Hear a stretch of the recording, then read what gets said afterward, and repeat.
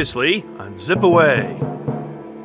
Having overcome the issues of the weather, heavy rains, and the mud, the crew did their best to stay positive and productive.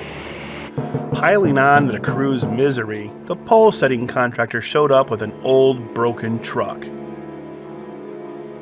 In fact, they told me the truck was already broken, yet the old crew forgot to turn it in for repair, and they showed up to my job with that same truck. Being a 3-hour drive round trip, we had to make do with the equipment we had. Here we are, a new day and a new perspective on the problems of yesterday. My crew showed up early this morning. The pole setting crew showed up early as well. They got the new kingpin put on the truck. Finally finished the hole drilling and got our last utility pole here put in the ground. From what I can see, looks beautiful. So now we can put all the pole setting issues behind us. We can move forward now to putting in ground anchors over at our 4-pole climbing tower with a quick jump and the zip lines in and off the top of that. Clayton and my crew right now are putting in ground anchors. Let's go over and see how that's going. In the meantime, our lumber order started to arrive, and also our half-mile long dual zip cables have arrived. So now we're sort of getting to a fun part of this build. This is what we do it for. This is what we love. Here you can see the guys are drilling the holes for the guy wire anchors 7 feet deep in the earth. They gotta get that hole nice and clean because the anchor goes in, and now we put in the powdered concrete and the water to mix it in the hole. When they're done, that 500-pound block of concrete will act like a dead man and be nearly impossible to get out of the ground. So no, that hole's not on fire. That's just the concrete dust coming out when the water gets added to displace and to be mixed in the hole. So here we are now. Clayton and the crew are gonna measure off the guy wires and cut them to length. It's 26,000 pounds of cable, but we've got to make sure we cut it the right length to reach from the top of the pole down to the anchor head.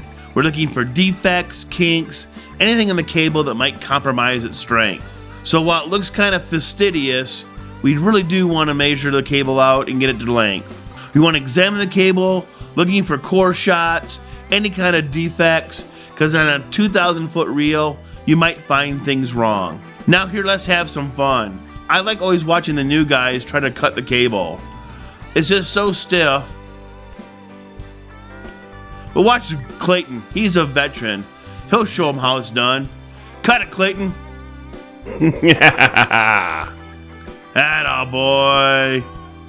All right, back to the newbies. Throw your weight behind it. All right, let's fly up the cable now and let's put the guy wires on the top. Hey, welcome to our office. 45 feet in the air. And there's Clayton, custom making the loop to fit the pole with the radius and circumference, not to compromise any of the cable strength. While Clayton looks like he's taking his time, it's a precision work here, because once that robo crimper begins to smash the copper ferrule onto the cable, you can't turn it off and you can't undo it. So you gotta get it right the first time or throw the whole piece of cable away as a waste. So at this point, slow is fast. If you're gonna do the job, do it right the first time.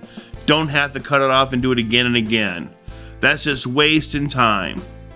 Okay, now it's time to fly back to the ground and start attaching the guy anchor wires from the top of the poles down to the anchor heads themselves. Again, like in Florida, we've got the heads of the anchors spray painted so you can check the performance and look for slippage. Tyler here is going to put tension on the cable, just enough to start to pull the pole, while Clayton then checks for plumb, because you want to make sure you pull these guy wires uniformly and balanced. If you overload one guy anchor more than another, the system kind of pulls kittywampus and the poles go in the ground crooked. All right, while Clayton and Tyler are finishing the guy anchors on the giant swing, I'm gonna jump over and check on the carpentry crew and see how progress is coming on our zip tower. Looking good, guys. All right, back to work. Let's get those guy anchors on those 1.5 mile long zip lines. Each pole is gonna take 3 guy wires, so Clayton, as you can see, is getting the robo crimper out and doing its thing some more. Robo crimpers are great. It's about a $4,000 tool, but then all of a sudden, when you least expect it, it breaks. You cooking already?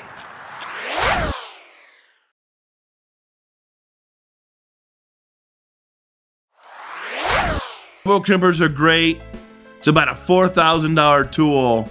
But then all of a sudden, when you least expect it, it breaks. You cooking already? So now I have to fuss with this and try to get Clayton's previous work out of the Robo Crimper jaws. But if I can get it out and salvage his work, that would be good. This really does stink because it's a $4,000 tool and at least 12 days of turnaround time to get it fixed. So here we are, successfully got the dies released. So at least pull the cable through the Robo Crimper. Now I can ship it back to the manufacturer, get it repaired, and Clayton and crew can continue on with using the guy wire cable they already fabricated and our second Robo Crimper to finish the job. If I didn't have a second Robo Crimper on hand, these guys would be sitting around with nothing to do, costing hundreds of dollars per hour in labor costs. Thank goodness while I'm on the phone talking about insurance, my guys are still putting on the clamps and getting the tension going for the guy anchors for those half-mile long zips. Good going, guys. So while the crew is wrapping up on the guy wires at the start of the pole, let's take a look at the knoll where the zip line is going to start and do a zoom back on that half-mile long zip.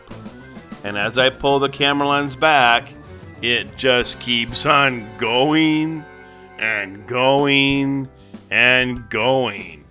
This is going to be an awesome dual zip line.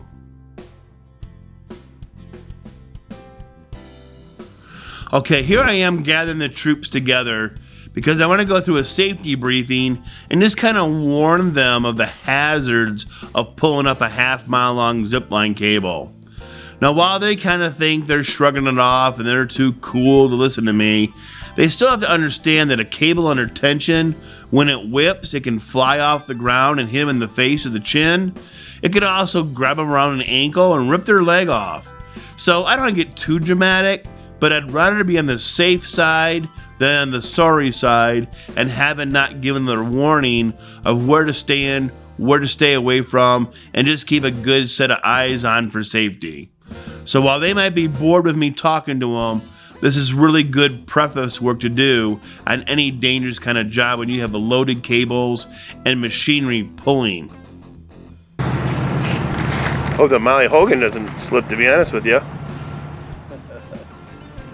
All right, let the pulling begin. I'm amazed how strong that little rope is. It's Kevlar, so it's 5,000 pounds. Here we are pulling a bulk of the slack out of the cable on the ground. It's going to move about 100 or 200 feet of cable of slack before the tension kicks in. But once that cable tension goes, it's going to go fast. I mean, it's hung up in a tree or something down there. Yeah, it was tight. It was way tight. Now it's real slack. All right, what we have going on right now is we're pulling the first half-mile long cable with the back of the haglin, trying to get up the hill to get enough tension to capture it on the end termination pole. We think it's somehow caught up in some trees up on a ravine, and we're pulling it to about 2,000 pounds, which is okay. We don't want to pull any harder until we get it off those tree limbs. So for now, Clayton's rigging a chain puller to a tree as a temporary pull point. We're going to lock off on the cable, release it from the haglin, and then go down the line here and clear up the snag. Well, after all that work, we were too high on the hill and the zip cable was too slow. So now we have Clayton having to suck the pole out of the ground and move it down into our new location to try it to be faster. As it goes with any build, you always have what's written on paper, but then the engineering and practice in the field sometimes don't line up. So now we have to get the auger tension back on, drill all new holes, all new guy wires, all new concrete work. Just one of those things you've got to be ready to do. But as you can see, Clayton's a master inside that skid steer, and he and Skyler, they'll get the new holes dug in no time. Then you got to do some pole dancing. Got to get that pole in the hole. Meanwhile, we do have a half-mile long zipline cable tensioned right over our heads. So I'm being an extra set of eyes for Clayton to make sure he doesn't hit it with the boom of the auger attachment while we get that new pole in the ground. Good job, Skyler, cranking that cable. Crank away! Once Clayton and Skylar are done adjusting the cable, they can test the zip line. You can hear this thing in the cable. That's Clayton coming in. I'll step out of view and let's watch him come on in with the zip. This zip line is epic!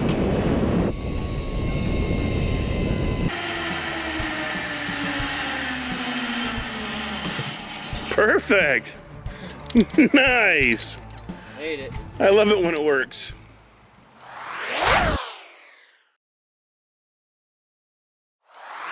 Finally, as you can see over my shoulder, we're getting some good progress in the tower.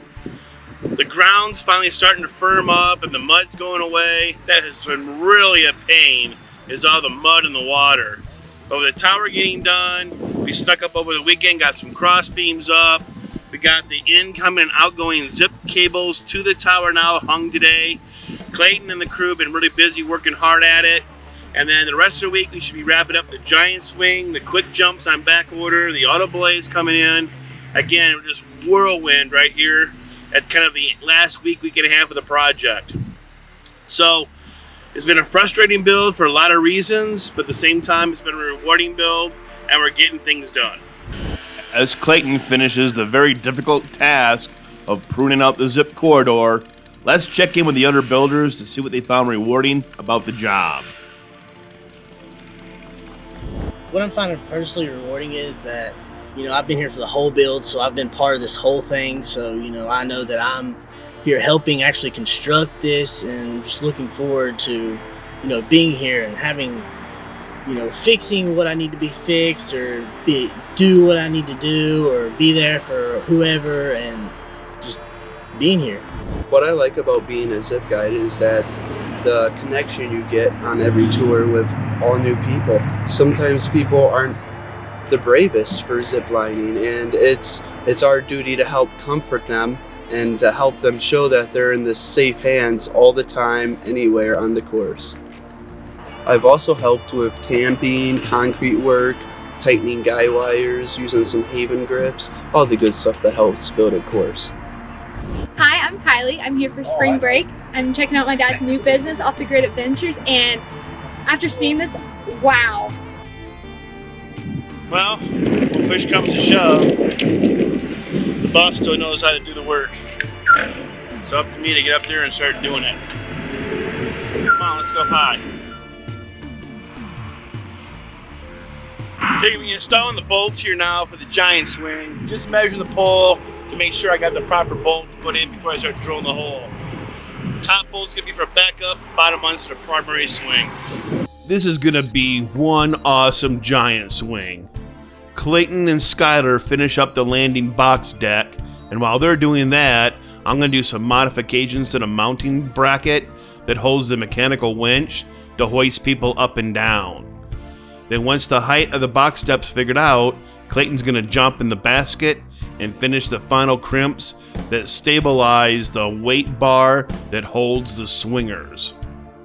He's got to get those crimps in the exact proper location or the whole thing will be trashed and we have to start over. And if he gets it right, it'll be an awesome swing. It's a success! Janice is giggling and Clayton has the breath pulled right out of him. Well, buzz is sure in the air. We've got Doug over here doing some final cleanup and some tree removal and stump work. We've got the towers wrapping up behind me. Clayton's been putting on the final cross beams, checking out bolts and washers. We're just starting to wrap up on this job. You also saw we did a test swing on the giant swing, and it was working perfectly. So things are really starting to wrap together. A lot of energy here at the very end. A lot of tension, friction, trying to get things wrapped up in time. Because this beautiful weather has got our telephone ringing off the hook from people asking us, when are we going to be open? So right now it's all hands on deck, push, push, push. Gotta get her done. Woo, Clayton. He's good. Got it.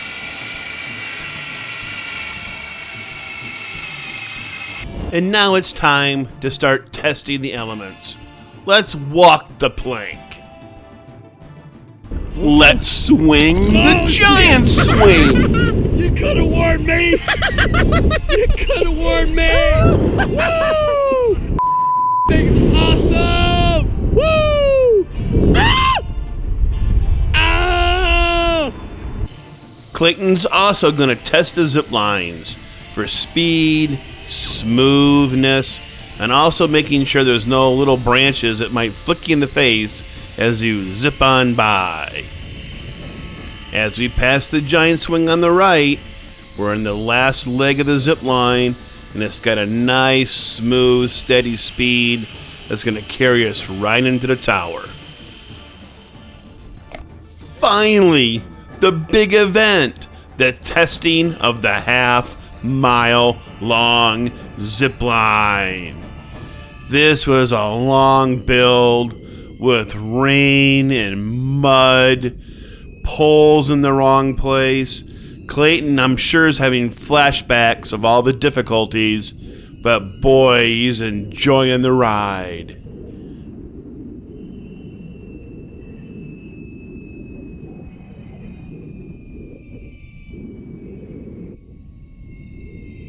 Well, here we are wrapping up the build. Welcome to 65 feet off the ground. Over my shoulder here you can see our finished 4-pole tower. We've got our auto belay, which lowers you down nice and slow. We've got another walk the plank here for a future quick jump, which will come in next Friday, and we'll cover that in training. But also zip lines in, zip lines out, future suspension bridges off the side. Turned out great, couldn't be happier. We've also been testing the giant swing. It's turned out really fabulous as well. The half-mile-long zips are great rides, just a really good foundation to start off their business. So we wish Monty and Janice the best. We're here to support them on the back end as well if they have any questions. But come on out, check out the course. Really a fun location. I think you're gonna like it.